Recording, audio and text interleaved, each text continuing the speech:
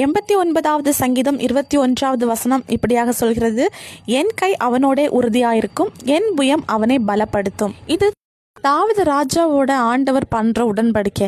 ஏன் ஆண்டவர் தாவீது ராஜாவுக்கு உடன்படிக்கை பண்ணணும் அப்படின்னா, அவர் ஆண்டவரால் தெரிந்து கொள்ளப்பட்டவர்.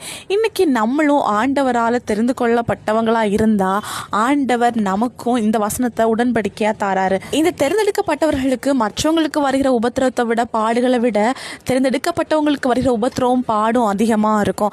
இதன் மத்தியில ஆண்டவருடைய கரம் நம்மளை என்ன செய்யும்னா ஆற்றும் தேற்றும் அரவணைக்கும். இந்த உலகத்தை பொறுத்த வரைக்கும் ஒருத்தங்களுக்கு கஷ்டம் வந்துச்சு அப்படின்னா கூட இருக்கிறவங்க ஆறுதலா பேசுவாங்க, அன்பா பேசுவாங்க, ஏன் தோல்ல கை போட்டு அவங்களுக்கு ஆறுதல் சொல்லக்கூட இருப்பாங்க. அவங்களால அது மட்டும்தான் பண்ண முடியும். நம்முடைய வாழ்க்கை எண்டு வரைக்கும் கூட வருவாங்களான்னு கேட்டா இல்லை, அவங்களால வர முடியாது.